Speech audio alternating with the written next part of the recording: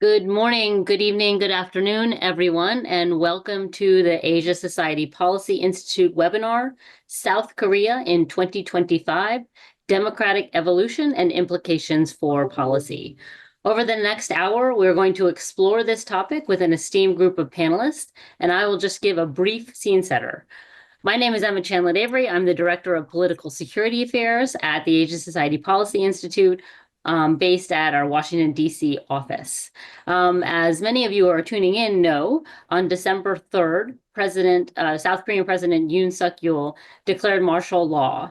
The reaction to this was swift and fierce. It was very short-lived, lasting only about 6 hours, and then the National Assembly revoked that order. We've had a slow-rolling political crisis since then in Seoul. President Yoon was impeached and then arrested, and then just yesterday was indicted for insurrection charges. What we'd like to do this hour is put these events, these developments in Seoul, in some sort of historical context and look at the political evolution in South Korea. Those of you who are joining us, you can submit any questions and answers through the Q&A function, and we'll get to some of your questions towards the end of the session. What I'd like to do now is to introduce our panelists and then dive directly into questions. Professor John Delury is now based in Rome at the Cabot University, but taught at Yonsei University for several years. He's joining us from Europe now. Professor Jean Hong is at the University of Michigan as an associate professor of political science. And Scott Snyder is the president and CEO of the Korea Economic Institute after spending several years at the Council on Foreign Relations. So let's start with you, Jean. You've done a lot of work, extensive work on the legacy of authoritarianism in South Korea and elsewhere, as well as on political violence. How do you view these political developments in Seoul? Do you see this as somewhat of a hangover, as it were, from the authoritarian era in South Korea? Thank you. Thanks for having me, and thanks for good question. I think if we go back to the night of declaration of martial law, you described it very well, but the declaration of martial law itself definitely stirred memories of South Korea's darkest part of authoritarianism, echoing the military coups, emergency decrees, and very oppressive measures prevalent before the country's democratization in 1987. Which is almost decades ago. But for many South Koreans whose age is above 50, these memories are still vivid. They have had firsthand experiences of government crackdowns in the 1970s and 80s on college campuses and also workplaces, etc. Even for younger generations who do not have direct exposure to authoritarian past, they're also very familiar with the what authoritarian regime how it worked in before democratization, because they learned it, they experienced it indirectly from the textbooks, many movies and documentaries, and also ongoing truth and reconciliation efforts for decades. So these sort of shared memories and collective awareness, I would say, explain how thousands of people from all walks of life took to the street to denounce the declaration of martial law near midnight of December 3 last year. More broadly, I think this event reminds that street protests has been a very critical force to promoting and protecting democracy in South Korea. It can go back as far as 1960, the April Revolution, which ended Syngman Rhee's authoritarian regime after years of corruption and extensive election fraud. And also 1979, Busan Masan uprising, which marked as the large-scale civilian resistance to very stringent Park Chung-hee's Yushin regime. And then the next year, there was Gwangju uprising, which is well known, but also brutally militarily suppressed by Chun Do-hwan's new military government. And then 1987, June Democratic Movement that created decisive pressure that forced South Korea to transition to democracy finally. And even after democratization, street protest has been remained as a vital mechanism for political accountability of the South Korean government. It's well known that in 2016-17, the candlelight protests led to the impeachment of President Park Geun-hye, and now 2024-25 protests against President Yoon Suk-yeol's declaration of martial law, and in defense of the Constitution will stand as the latest chapter in this legacy. At the same time, I think the recent political turmoil revealed two notable developments that sets this current political crisis apart from the past. First is the MZ generation emerged as a significant force in the political protest and mass movement. This MZ generation had been considered less participatory compared to the prior generations in form of collective action. However, during this crisis, they have become the main force defending democracy and the Constitution in the current situation. This generation has built a strong bond amongst themselves, as they were the generation who experienced Seoul Ferry disaster in 2014 and also Itaewon crowd crush in 2022. So when they were younger and when they were students, so they have increasingly become vocal in holding the government accountable for its critical failures that affected their young generation's life. Another second difference I noticed in this crisis is the rise of far-right and also pro-government mobilization, which brought a new and also troubling dimension to political crisis and democracy in Korea. This is definitely unprecedented phenomena at least post-democratization.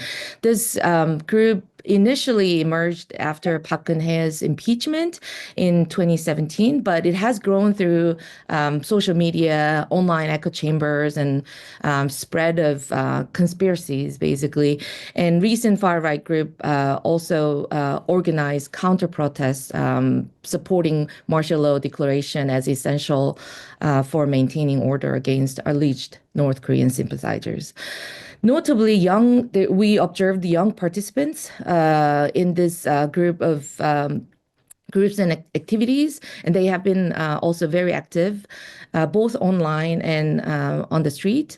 This phenomenon reflects not only extreme political polarization between left and right in South Korea, but also a critical division within conservative groups. So traditional conservative groups rely on legacy media. They generally reject conspiracy theories. However, this far-right group faction growing within the conservative group, leverage new medias to promote ideas like election fraud that could severely damage future democratic institutions of South Korea.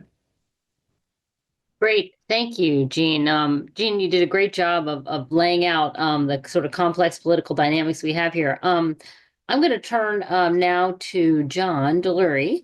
I'll mention too that John just published an article in Foreign Affairs on this topic, so I recommend that you all check that out.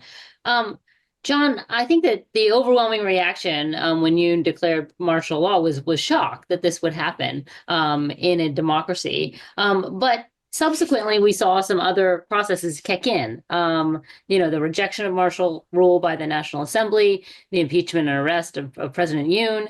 How significant is that those mechanisms kicked in? And if you could also talk about a little bit more broadly, stepping back, what are the types of changes that might help the political dynamic in the long term there? And that might be, giving fewer powers to the presidency, for example, more power to the prime minister. If you could just elaborate on those points. Sure. Yeah, thank you, Emma, and delighted to be part of this great discussion and group. I think if we look at, as you say, what happened, you have first the drama of December 3rd and the kind of first set of protests. I would say there's a period right up to the impeachment, which was December 14th, where there's kind of a heroic moment of showing the strength of South Korean civil society. I mean, that night is really incredible. As a historian, I think I'll be using it for a while to talk to students about contingency and the way a couple things could have gone differently. The timing of that night is really incredible if you think about if a certain number of assembly people had not gotten there in time, if the group hadn't been sort of large and active enough to give them time to get into their chambers, if they had rushed the proceedings and not done the bill of impeachment procedurally carefully, so many things could have gone the other way. And then we know something about the alternate universe we could be in, because you read the martial law decree and it remains really frightening to read about all political activities banned, media basically silenced, unions stopped, and the whole history that Jean walked us through there brilliantly in terms of South Korea's history with military dictatorship and martial law. You're right back to it. So you've got this first moment of crisis and response and social solidarity, but as you're saying, it's gotten really murky and complicated since then. If this is a Netflix show, I think a lot of watchers, a lot of viewers have tuned out because they can't follow the plot anymore and they're not sure, sort of who is who. One way I think about it is to look at kind of three levels where the crisis is playing out. So one level where it really started, with still obviously a key role, is the legislature, is the National Assembly. But of course, you have that kind of 2/3, 1/3 division in there where the Conservative Party, the PPP, has, I'd be curious what panelists think. I would say a little bit surprisingly, is still stuck with Yeon. I think a lot of us are watching to wait for a breaking point where they break. But I would say they haven't so far. And so that already, of course, that complicates the plot, right? Because you have an unanimous vote on the night of martial law to overturn it. But then you have a divided vote with 80 plus legislatures, most of the conservative bloc voting against impeachment. So already the plot is complicated there in terms of the assembly. So that's one level, and we can keep talking about that. But then you've got the street, you've got the Korean street. My view, and I'm not there, I'm trying to follow it avidly from afar, but having spent a long time there, trying to suss out what's going on. And actually social media is helpful, but also distortionary in trying to do that. My sense is that it remains, there's kind of, the street is divided. The almost silent majority at this point, I think overwhelmingly were shocked and really humiliated at the martial law itself and want impeachment. But as Jean was saying, you've had this extraordinary emergence of a very vocal, I would say minority, but very vocal minority of a far right, of an alt-right, who really started to grab attention, have continued to be, you have to give them credit, quite effective, aggressive. And then we haven't talked about the courthouse attack in January, but violent rather than the peaceful protests. So the story of the light sticks and, singing Apata and Girls' Generation shifts to this other kind of angry group defending Yoon, and again, really complicating the plot. So there's a level where the Korean street is divided, maybe similarly along a 2/3, 1/3, we can discuss that, but that incredible moment of kind of unity and social solidarity has gotten quite complicated. And then the last one is the courts. And boy, is this all for budding, I think of students back in Korea who are deciding to go to law school just to try and understand the news, because it is a crash course in Korean law and the legal system, and all the complications of overlapping and competing jurisdictions and who's in charge of what. And so you have a very complicated battle and a lot of lawfare, especially because President Yeon, who's a trained prosecutor, obviously, he's decided to charge his team with obstinacy, and to fight as hard back as possible. In contrast with, I would say, the Park impeachment, Park was a bit more passive about letting things happen, and Yoon has been extremely aggressive, sort of publicly in terms of the street, riling it up, and legally in terms of using lawfare to fight back. So quickly, we can circle back, and I did write a little bit of this into the piece. Thank you, Emma. It just went up in Foreign Affairs. But it is, I piggybacked on, I mean, Gene's got great ideas, and I piggybacked on a scholar, Eric Mobrand. I think he's at Rand now, or I'm sorry, he's at SNU, Seoul National University. And he wrote, I think, a really prescient book, Top-Down Democracy in South Korea. So almost in lieu of an answer, that would be a place to give that a read, because he wrote it in the wake of the Park Geun-hye impeachment, talking about these deeper sort of structural problems. When you ask about, Emma, about long-term reform, the way in which we're also seeing how the parties fail the public, I would say both parties. And his book has real insight into why the party system, in contrast to the dynamism of South Korean culture and society and all these things we love about South Korea, why you have this kind of ossified and sterile party structure, and the electoral system. So there are ideas out there about reform. It's going to be about grassroots, right? It's going to be about how to institutionalize all the great things you see in terms of civic participation coming after this moment, this movement, to actually make some structural changes going forward. Right now, it's still the crisis, so right now it's still a matter of kind of triage and getting out of the political crisis.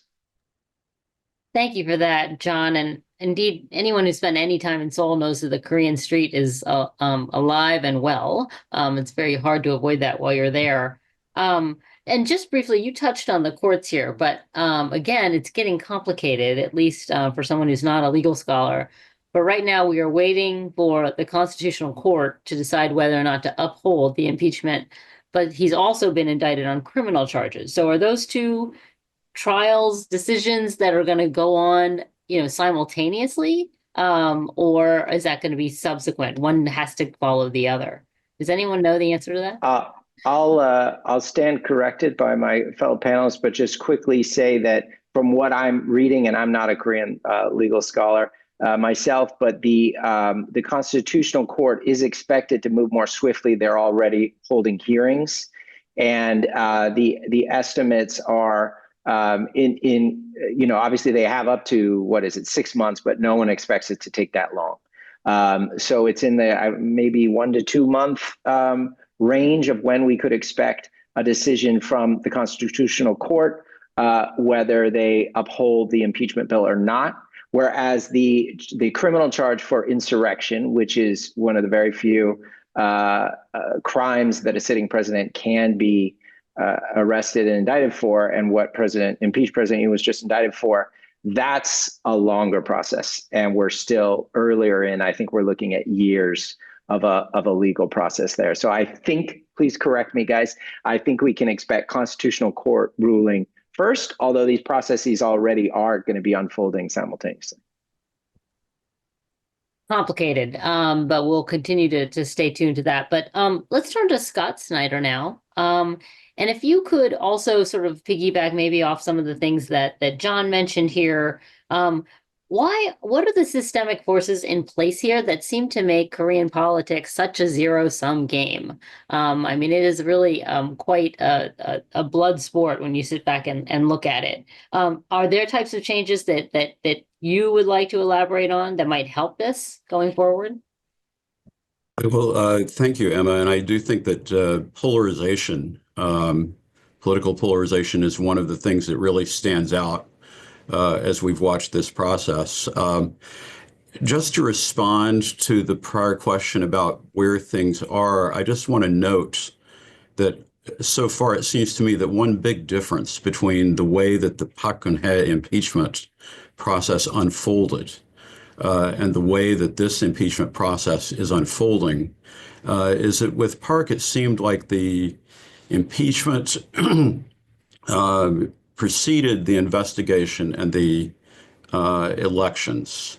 Whereas with this one, it seems like the impeachment, the investigation, and actually anticipation of the elections are all happening simultaneous with each other in parallel rather than in series. And so that's a very interesting difference, I think, between now and 8 years ago. We'll have to see how that plays out.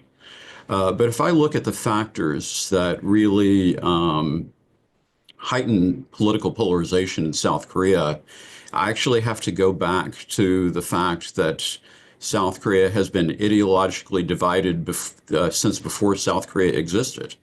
There was ideological polarization in the Japanese colonial period with the kind of elites under Japanese rule, former landlords. They were seen as more collaborationist with the Japanese colonial rule. A lot of the people that we think of as, if you know, on the progressive side, the roots for that is really the external fight, guerrilla fight against Japanese colonial rule. So I simply just want to point out that ideological division has deep roots. And I think that actually the condition of national division also exacerbates that. For instance, if you try to ask the question, why do things seem so much more polarized in Korea, for instance, than Japan? One answer that you could give is, well, it's against the backdrop of national division. And of course, that superpower, that supercharged a lot of the ideological division. But then you have the authoritarian legacy, right, going in the end.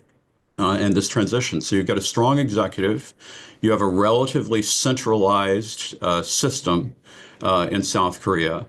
I would say that there's been progress in moving to decentralization and local autonomy, but still it's a relatively centralized system.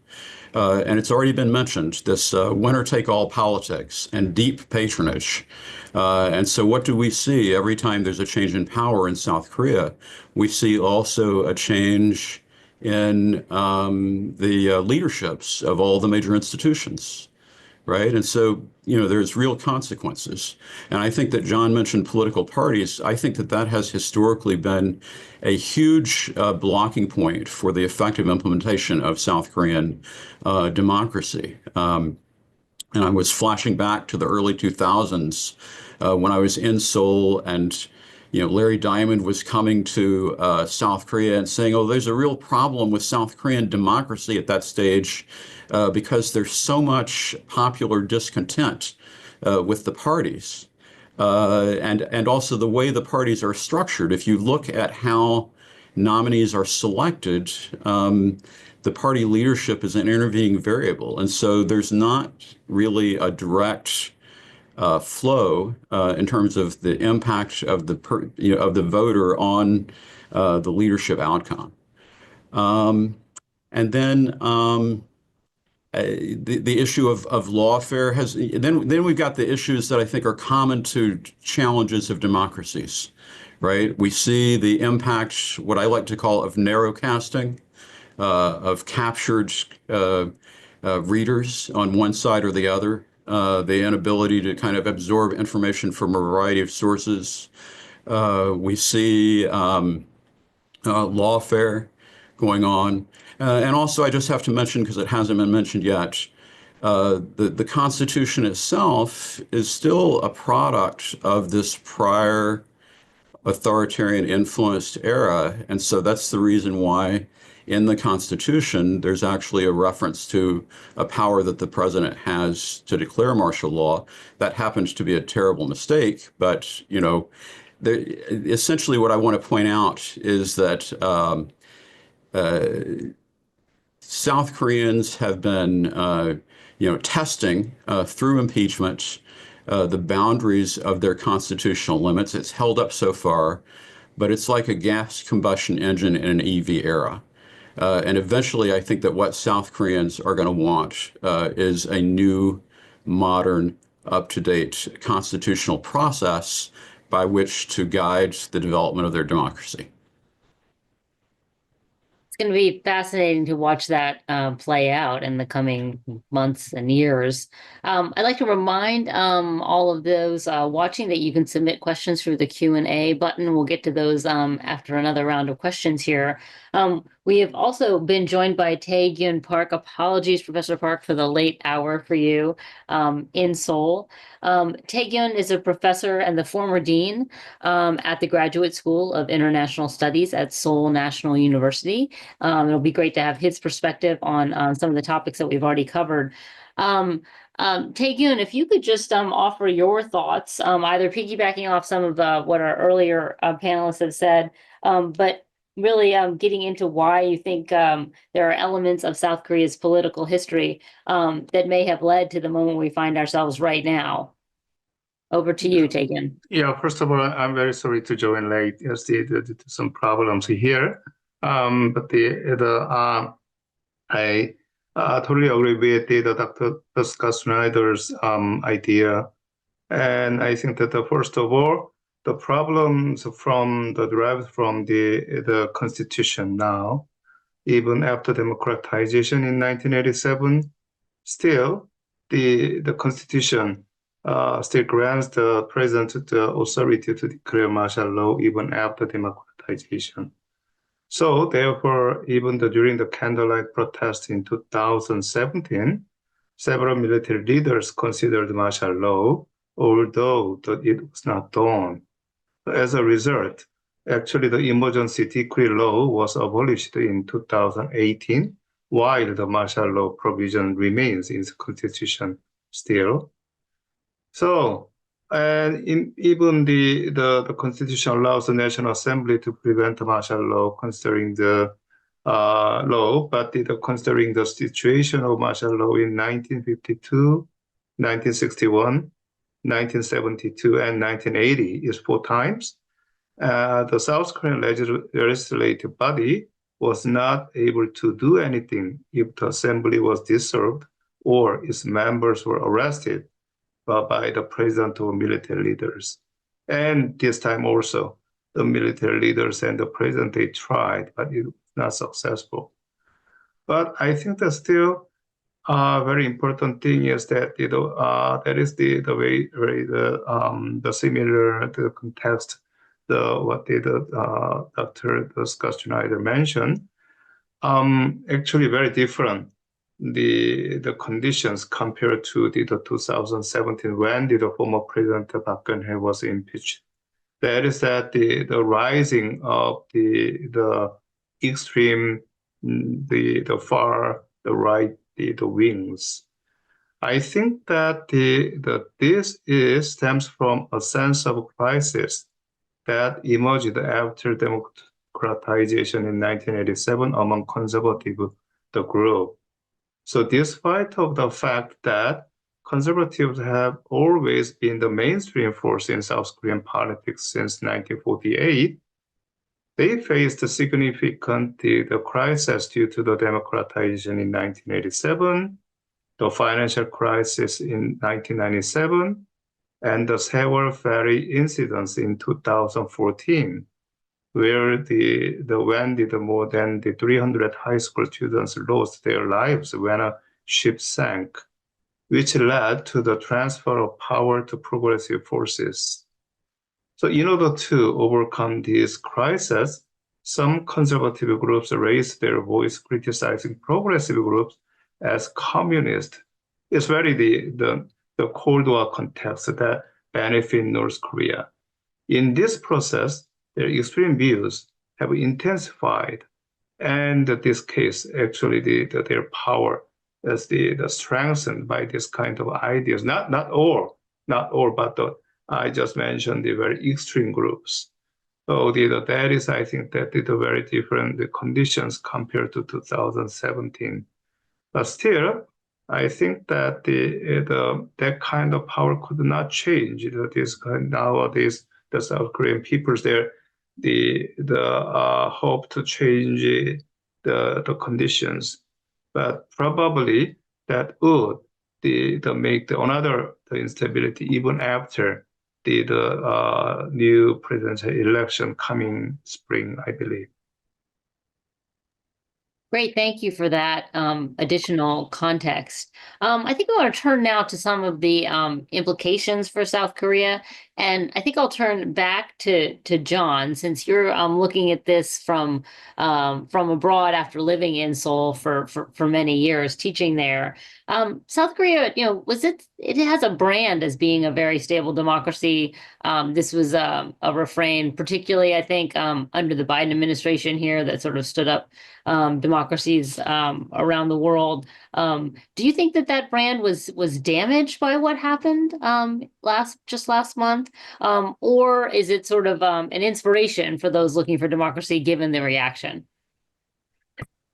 Yeah, well, it's a great question. It's probably a mixed bag, right? I mean, I can say from being here in Europe, watching it unfold in Europe, I mean, first of all, Korea does feel pretty far away, when you're in Italy, and people aren't following politics there normally closely. Of course, you do see the incredible soft power of South Korea here, especially younger people. But all of the stuff about K-pop and K-dramas, that's as much the case in Italy and much of Europe as that's just an incredible global phenomenon. So I think in terms of the brand and the impact, again, in a European context, since I've been here a year and a half, the first time people really brought up the Korean Peninsula was not until last fall, when it was confirmed that North Korean troops were fighting in Russian forces against Ukraine. So now suddenly there was a recognition in Europe, wow, the Korean Peninsula is connected to us. It does directly affect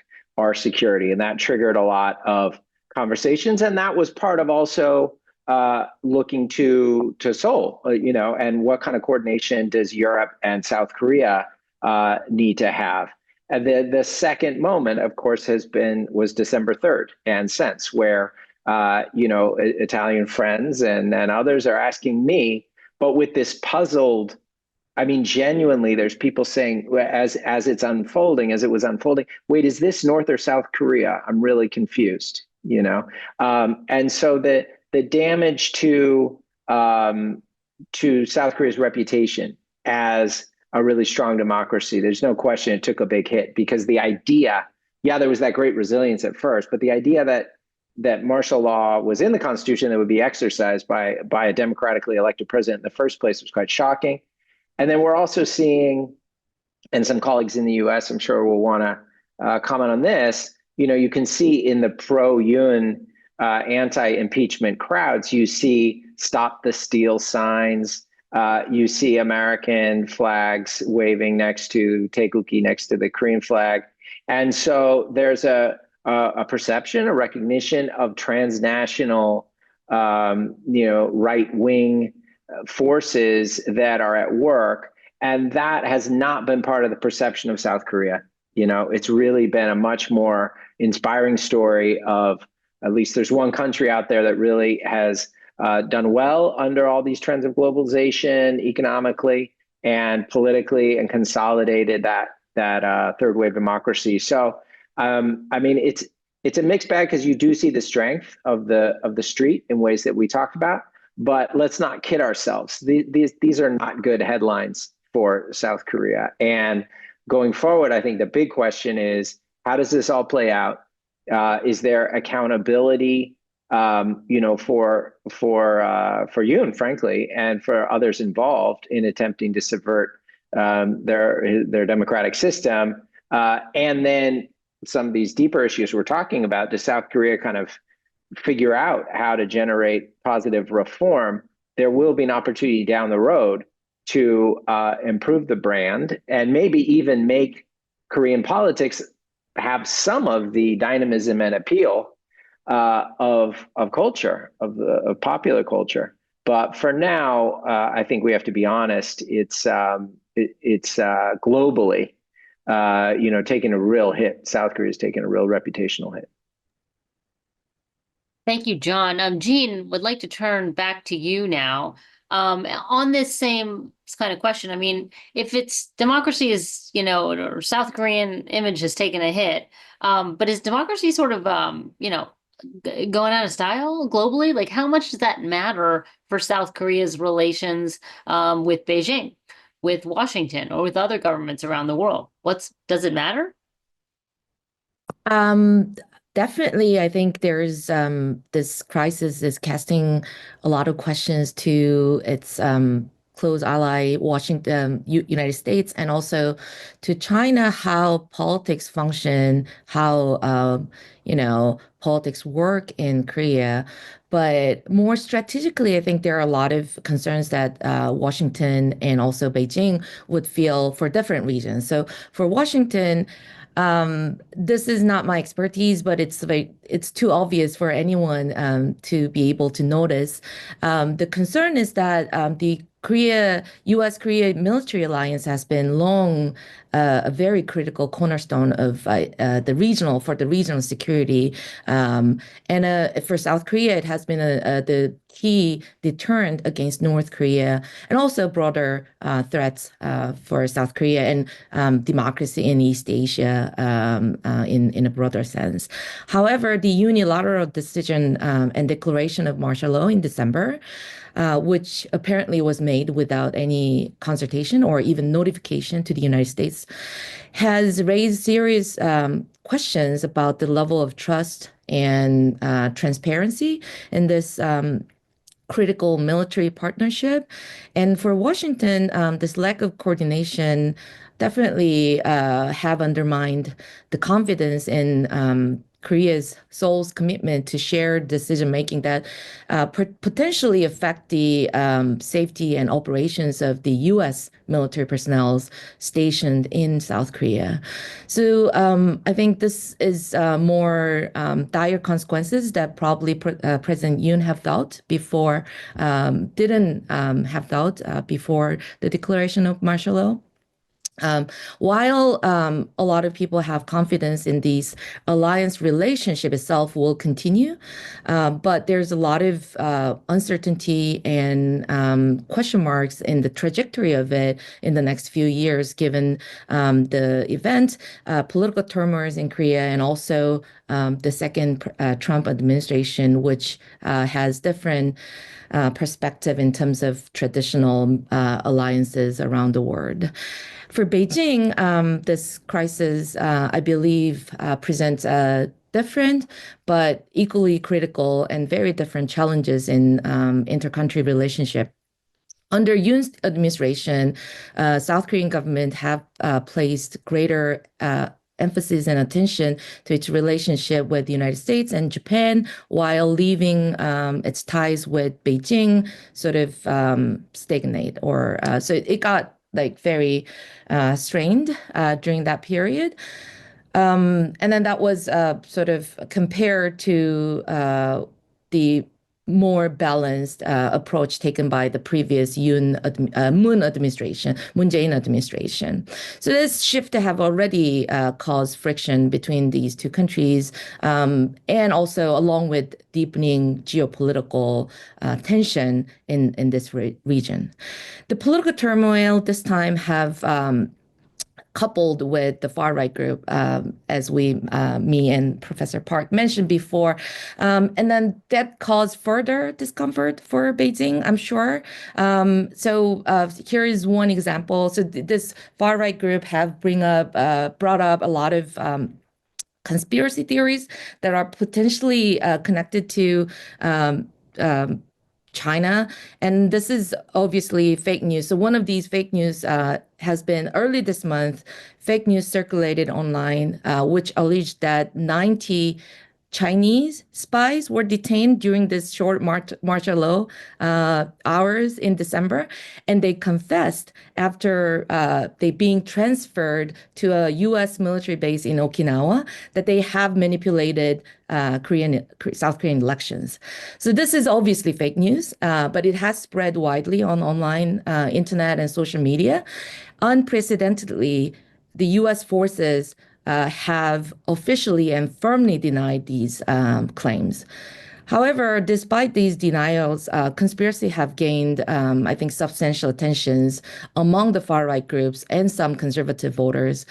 While I think this is not a narrative that broad like general voters in Korea or public in Korea would ever believe, but this also reflects the growing anti-China sentiment that's very evident in Korea.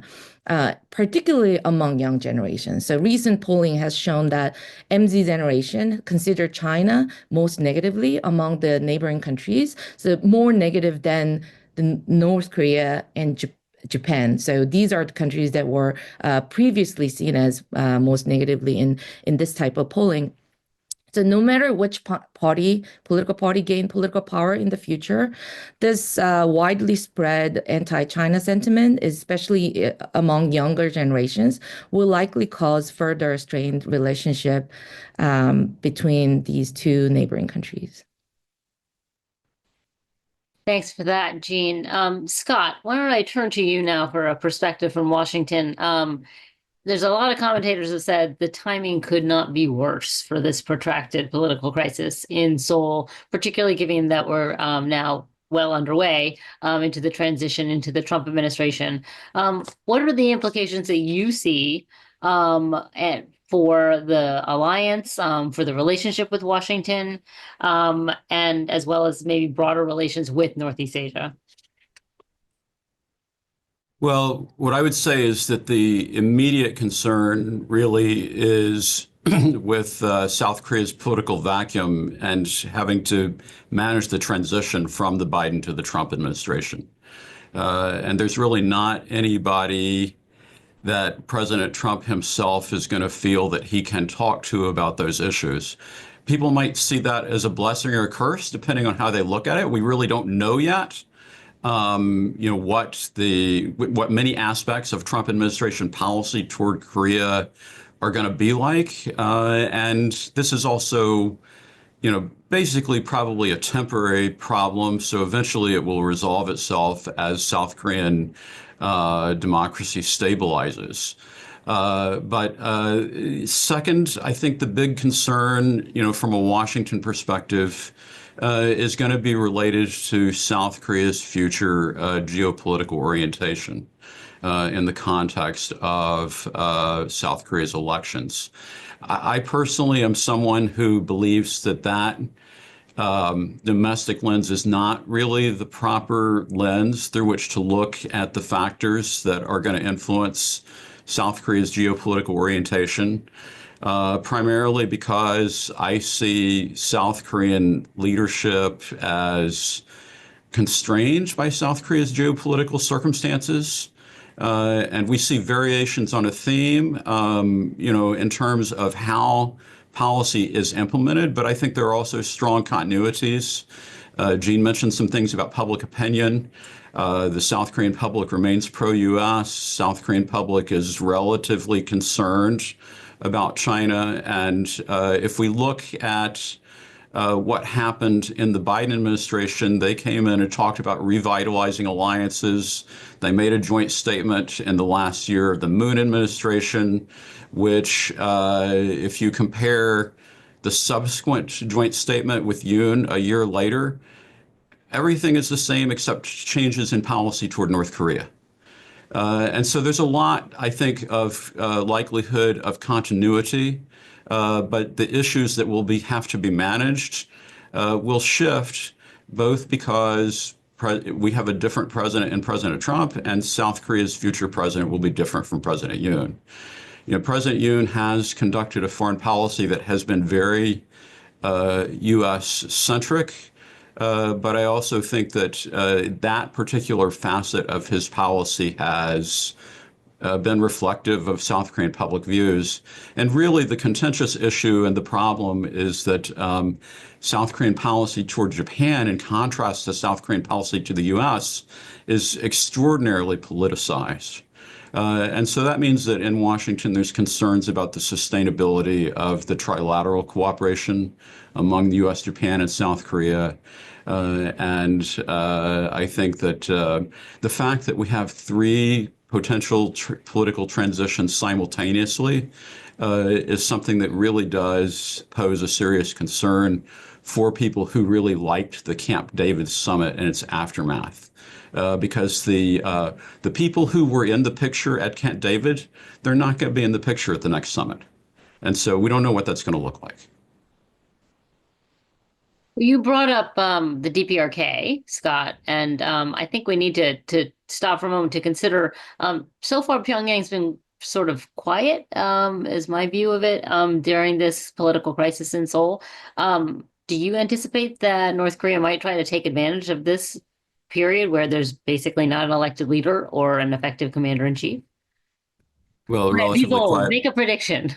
Well, relatively quiet, but like there was another test of something that just passed on my screen, even during the beginning of the seminar. But, you know, relatively quiet. I think that, honestly, the greatest risk for North Korea, of course, they do have a new backer with Russia, but the greatest risk for North Korea is really the question of their ability to manage potential escalation of crisis.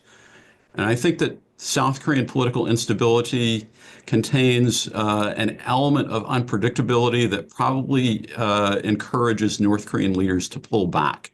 And I think that we've seen that historically in moments of South Korean domestic difficulty. Even though there's great concerns about North Korea trying to exploit the situation, actually, usually they want to wait and see how the situation is going to unfold. Thanks for that. Let's go back to Tae Gyun now and talk a little bit about how if the progressives come into power, the Democrat Party comes into power, which they seem fairly well positioned to do, what do you see as the implications for South Korea's relationship with China, with the United States, and with Japan? Yeah, my idea is, so my idea is not so different from that of the Dr. Scott Snyder. Actually, the Yoon Suk-yeol administration has taken a kind of the bandwagon approach towards not only the U.S. but I think that exactly the U.S.-Japan alliance in its policy. So this is not unlike the way the Joseon government is before 19th century engaged in tributary diplomacy with China, while they excluding other neighboring countries, which caused two great wars in the late 16th century and the early 17th century. So under that kind of the bandwagon system, it's very stable. The security is very stable. However, if any kind of the changes or transition occurred in the world, probably the crisis would come. And that was proved during the Korean history as the 500 years or 300 years ago. So I believe that for this reason, the majority of the public or the progressive view, the policies of the Yoon, the Suk-yeol administration with unease. So while they positively assess the improvement in diplomatic relationship with Japan, they were dissatisfied with the lack of the resolution or dialogue regarding the historical issues with Japan. And emphasizing the Korea-US alliance is very important for security, but it has not been a policy forced by every government up to now.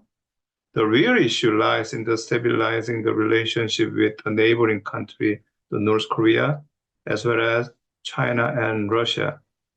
So in this context, the predict the changes in the administration will bring new policies to China, Russia, and North Korea. But of course, the Dr. Scott Snyder mentioned actually the perception of the China among the Koreans, not only young generation, but also the elders, actually is getting the worse. So it's not easy. And at the same time, think about the Japanese government, their response to the Moon Jae-in government. When did the Moon Jae-in government, they change it, or yes, they nullify the comfort women agreement with the Abe government in the 2015. Actually, the Japanese government, they very seriously criticized Moon Jae-in government. And considering that, if the new government, they change the policy to Japan, probably the new Japanese government, they also probably would very angry. So not easy to continue to maintain the relationship. But nevertheless, I think that the new government would change the policy a lot. Yeah, I guess. Mm-hmm. Thanks for that. I'm going to go to a couple of questions that have come in from our audience now. This question is about U.S.-South Korea relations. The United States appeared taken by surprise when Yoon declared martial law on the 3rd. Does this indicate that Washington basically had a blind spot when it came to Yoon because the United States liked his policies on Japan and on the alliance? I'm going to turn to John to see if you have any thoughts on that. Yeah, since maybe I can say more clearly since I'm not there, I don't know how you don't describe it as a blind spot. I mean, this is a leader, Yoon, who was celebrated by the Biden administration, and it was, I mean, I would say it's almost unfortunate to the point of tragic that you have a leader who, in Biden, who is genuinely trying to rally the democracies of the world against the axis of autocracies. And here in one of the frontline battles of that, you know, where you should have the clearest case of almost Manichaean, you know, good Korea, bad Korea, right at the tail end. And of course, you wonder about Yoon's timing, it coming in the context of the presidential transition, but right at the tail end of Biden's term, to have, you know, a leader who he had celebrated. This is one who he had picked out and kind of personally embraced. Of course, South Korea Yoon hosted the Summit of Democracies. To have that leader so flagrantly, you know, kind of spit on a basic principle of civilian rule, that was a real egg on the face. I don't know, maybe one day if we get Biden memoirs, we'll see if it registered. I don't think he commented much publicly, if at all. And we all tracked the statements by various officials. You know, you had kind of the NSC being maybe more heartfelt in being a bit shocked at what they saw. But even those statements would imply blindsided, like they didn't see it coming. Now, whether it was because they were so happy with the element we described in particular of the Yoon administration moving closer with Japan and getting along in terms of that concept, I think that's one element. That's a kind of geopolitical element. But I do think there was an ideological blindside there in terms of, you know, there's if you're a democracy, you're one of the good guys, and this is one of the good guys, and not paying enough attention to what was really happening within the quality and character of the leadership in Seoul. So it does not go down well for the track record of the Biden administration. If I can add one quick thing to the discussion of kind of what next, you know, South Korea, once they get a leader back, a presidential leader back, I mean, they're facing such different dynamics. If we think about there would be, you know, default continuity with the Moon Jae-in administration if it's someone like Lee Jae-myung, if the Democratic Party gets another shot. But let's keep in mind, Kim Jong-un has said, since Moon Jae-in left, you know, I have a totally different policy to the South. And so that would, I think, be one of, even intellectually, one of the most interesting things about a comeback is, in a way, you would have a realignment of Trump, who obviously wants to talk to Kim Jong-un and go back to whatever dealing they do, and a liberal progressive who would be pro-engagement. But the terms have really shifted, you know, and between the alliance, the active military alliance with Russia, and then the declarative policy of not, you know, of two-state solution to Korea, Whether they want to or not, the liberals would have to make some pretty huge adjustments in terms of how they approach the region. Great. We have time for one more question, and it's sort of a big area to get into in the last couple minutes of a webinar. But the question is about what Yoon's downfall, this political crisis, and looking forward to elections in Seoul reveals about gender and generational divides within the South Korean citizenship. Jean, do you have quick thoughts to offer on that huge question as we wrap this up? So it's definitely moving piece right now. I don't think there is firm answer to that, but this is definitely developing. Sort of superficial description of that gender division, especially among the young generation. From the photos we see, from the scenes of protests we see, there were a lot of female participants on the anti-martial law, pro-democracy movement. And they were holding their fan club flags, and their K-pop. They were K-pop fans, and they brought all these goods. So that's what I meant by the emergence of MZ generation as the core force in this pro-democracy movement. At the same time, we see a lot of young male participants in far-right protests. So that was but I do believe that's very superficial. I do believe this doesn't, the participants in the far-right activism does not represent a young male generation in young generation in South Korea. Although this gender issue has been a very divisive topic in South Korean politics, and then we need to see how this evolves. If you look at the polling, this is 30s and 20s are the only age group where the gender seems to be the one of the key elements deciding where you vote. But they are also very the generation where things can change quickly. So both political parties are, in their own ways, doing their best to understand and then also do the policies that can capture these votes. But these are also the generation that is feeling a lot of frustration from the economic situation in Korea, and then job prospectus. So this is definitely, that the topic and issue that we should look at moving forward. Thank you for that, and for briefly wrapping it up. I want to thank our panelists for so skillfully weaving together South Korea's history and fast-moving political developments on the ground. I think you've left a lot of food for thought, and we will certainly be tuning in to see what happens next in South Korea. So thanks to you, thanks to our audience for tuning in. It's just at the top of the hour, so I am going to end this exactly on time, and appreciate all of you tuning in today.